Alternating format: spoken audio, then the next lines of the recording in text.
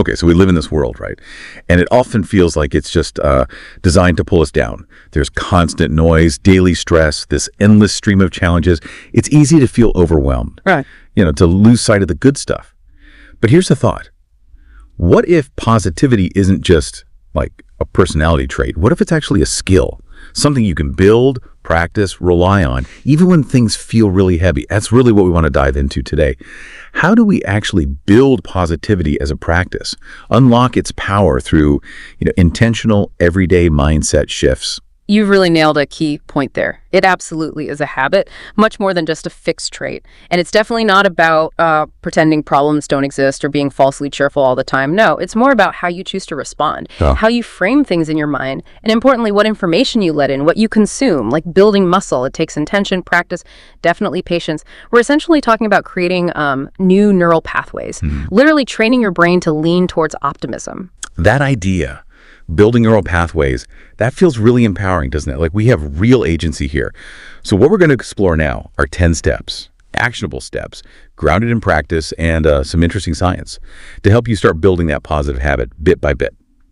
Let's kick things off with the first step. It might sound simple, but its impact is huge. Start your day with gratitude. Yeah, this is really foundational. Before you even get out of bed, or definitely before you look at your phone, just take a moment. Think of 3 specific things you're grateful for, and they can be tiny. Seriously. A warm blanket, good coffee, just waking up. The fascinating thing neurologically is that gratitude practice actually stimulates the brain's reward centers. It's kind of like experiencing something pleasurable. It shifts focus from lack to abundance. It primes your brain for positivity. I remember a client, Sarah, she dreaded her mornings, stressful job. By just doing this consistently, she started noticing little joys. Sunshine, a friendly email, things she'd missed. It genuinely shifted her whole perspective on the day ahead. That's such a simple, accessible way to kind of rewire your morning. Okay. But what about all the stuff coming at us? The news, social media? Yeah. How much does that external noise affect us? And what can we do? Which brings us right to step 2. Limit negative inputs. Oh, it's huge. A really vital point in today's world. We're just constantly bombarded, aren't we? Sensational headlines, the curated, often unreal perfection on social media. This stuff triggers our brain's negativity bias. That's our natural tendency to focus more on the bad news. And feeding that bias constantly, it ramps up stress hormones like cortisol, keeps you anxious. Now, you don't have to totally disconnect. It's more about mindful consumption. Maybe set a specific short time for news, or curate your social feeds more carefully. If someone's posts always leave you feeling down or inadequate, maybe unfollow or mute. Think of your mind like a garden. Keep planting weeds, you get weeds. Choose flowers instead. The garden analogy really sticks. Be mindful of what we're planting. Right. And speaking of environment, step 3 connects those external things to our actual connections. Surround yourself with positive people. Absolutely. There's real science here. Emotional contagion. Our emotions, good and bad, are surprisingly infectious. We have these things called mirror neurons in our brains. They basically let us feel what others are feeling. So we're super susceptible to the moods around us. Seeking out people who uplift you, inspire you, who have a generally hopeful outlook, it can literally shift your mood baseline. And the opposite is true too. Constant negativity really drains your energy. I think of my friend Mark. He realized his main social group just complained constantly. He consciously shifted, spent more time with people excited about hobbies, goals, and his own energy, his enthusiasm, it just soared. That makes total sense, especially understanding the why behind it, the neural stuff. Okay, but what if you can't always control who you're around? How do you build that inner resilience? Step 4 gives us a tool for that. Practice daily affirmations. Right. Affirmations are basically short, positive statements you repeat, like, I am capable, I am strong, I am resilient. The power here is neuroplasticity, the brain's amazing ability to reorganize itself, form new connections. So repeating these positive statements consistently helps quite literally rewire your brain. It challenges those old, ingrained negative beliefs. It's like building a new mental pathway. To make them work, write them down, say them out loud, try to really feel them. It might feel a bit odd at first, sure, but consistency builds that belief. I had a client terrified of a big presentation, crippling self-doubt. We worked on the affirmation, I am confident and prepared. Said it every morning. She absolutely nailed the presentation. Said later that affirmation was key to her mental prep. That's a really concrete way to use our brain's own plasticity. Okay, this next one builds on that self-talk idea, but it's more of a conscious shift. Reframe negative thoughts. Yes, This is a cornerstone of things like cognitive behavioral therapy, CBT. It teaches us that it's not just events, but our thoughts about events that drive our emotional response. So, reframing.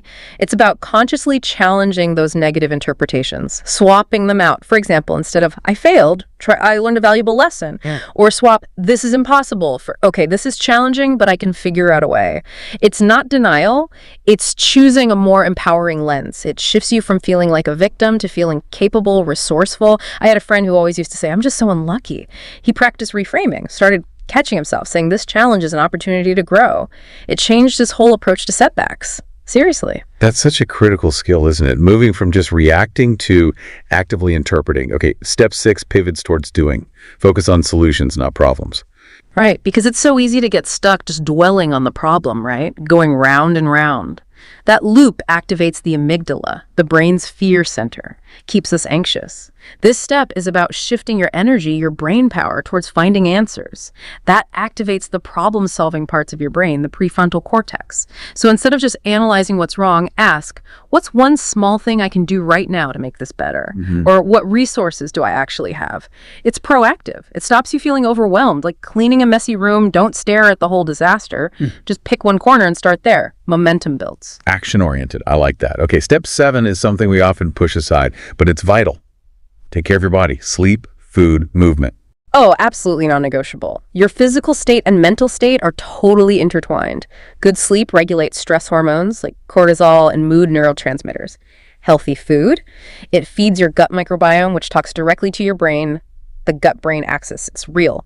And movement, even gentle movement, releases endorphins, cuts inflammation, and can boost BDNF. That's brain-derived neurotrophic factor. It helps brain cells grow and makes you more resilient. It doesn't have to be intense workouts. A walk outside, dancing, even just getting an extra hour of sleep. It all counts. I remember this stressed-out student just prioritized an extra hour of sleep and a 20-minute daily walk. Within weeks, focus way up, anxiety way down. It works. So true. Our bodies aren't just carrying our brains around. They're part of the system. All right, step 8 explores something maybe less obvious, the impact of looking outwards. Do small acts of kindness. Yes. This is such a quick mood booster, and there's solid neurochemistry behind it. When you do something kind, your brain releases oxytocin, the love hormone, and serotonin, key for mood. It creates this feeling often called the helper's high. It seems to be evolutionary. Our brains reward us for social connection, for cooperation, and it can be so simple. Holding a door, a genuine compliment, letting someone cut in line. These tiny acts create this positive ripple effect. Boost your mood, boosts theirs. I saw a stranger help a woman with a flat tire once. Both of them, despite the hassle, ended up smiling, clearly feeling that connection. That's lovely. Spreading good energy and getting a boost yourself. Win-win. Okay, step 9 is about something we often forget to do. Journal your wins. Yeah, because of that negativity bias we talked about, our brains naturally latch onto what went wrong or what's still undone. Journaling your wins actively fights that bias. End of the day, just take a couple minutes. List things you accomplished, big or small. Finished a tough task, had a nice chat, stuck to a new habit. Write it down. This practice strengthens a positive self-view, builds that sense of, I can do this. It literally trains your brain to notice and reinforce the good stuff. Uses positive psychology. I worked with a busy mom who felt her days were just chaos. Felt unproductive, started journaling just 3 wins each night. It completely changed how she saw her days. She realized how much she actually was doing. I love that. Celebrating the small victories really builds momentum, doesn't it? And finally, step 10, bringing it back to stillness in our busy lives. Meditate or pause for 5 minutes a day. Crucial. Absolutely crucial in our hyperstimulated world. We need moments of quiet. And it doesn't have to be formal, cross-legged meditation necessarily. Could be a few deep breaths. Could be just sitting quietly, watching your thoughts without judging them. That short pause activates your parasympathetic nervous system, the rest and digest mode. It counteracts the fight or flight stress response, helps regulate the amygdala, that alarm bell in your brain, gives you more control over emotional reactions, even just 5 minutes. It's like a mental reset button. Guided meditation apps are great, or just focusing on your breath. Consistency is the main thing. Intentional stillness. Those are 10 really solid, actionable steps. And hearing the why behind them, the science bit, makes them feel even more achievable. Thanks for breaking that all down. And we actually have a listener question that fits perfectly here. It's from Sarah. She writes, I want to be positive, but life feels heavy right now. What should I do? Oh, Sarah. First off, thank you for asking that. It's such an honest, vulnerable question. And please know, feeling heavy, that's okay. It's completely normal. You're not alone in that. Positivity isn't about papering over those tough feelings or pretending they aren't there. Not at all. So, my advice, start small, like really small, almost ridiculously small. Don't pressure yourself to suddenly feel amazing or tackle all 10 steps at once. Focus on tiny actions that feel doable right now. Can you find just one thing to be grateful for today, even if it's just this quiet moment right now? Could you manage maybe 2 or 3 minutes of quiet breathing instead of 5? Or maybe just send one text to one supportive person? When life feels heavy, the aim isn't a giant leap. It's about creating tiny cracks for light to get in. So be incredibly kind to yourself, acknowledge how you feel, and then pick just one small, gentle action from our list that feels genuinely possible today. Even the smallest shift starts building those new pathways, bit by bit. That is such a compassionate, practical response. It really underlines that this is a process, a journey, not flipping a switch. And speaking of journeys, that brings us to something we'd love to invite all of you, our listeners, to try. We're calling it the 7-Day Positivity Challenge. Yeah, the idea is simple. Starting tomorrow for 7 days, just pick one new step each day from the 10 we talked about and actively try it out. So maybe day 1, start your day with gratitude. Just focus on that. Day 2, be mindful. Maybe limit news or social media a bit. Day 3, consciously connect with someone positive or maybe avoid a negative interaction. Day 4, try those daily affirmations, just for a few minutes. Day 5, catch one negative thought and try to reframe it. Day 6, if a problem comes up, focus on one small solution step. And day 7, take care of your body. Pick one sleep, food, or movement. Give it some extra attention. And feel free to adapt it. Combine steps if you want, or stick with one if it really clicks. Exactly. The goal is just to try, to experiment. You might genuinely surprise yourself. See how these small, consistent efforts can start to shift things, build that resilience. So when we wrap this all up, what's the core takeaway? It means staying positive isn't about pretending problems don't exist. No, connecting it to the bigger picture, it's really about actively building that inner strength, that resilience, so you can navigate challenges with a more hopeful heart, fundamentally. It's about cultivating an inner world that can thrive even when the external world feels stormy. So thinking about everything we've explored today, the practical steps, the science behind it, the power we have to cultivate positivity. Here's a final thought for you.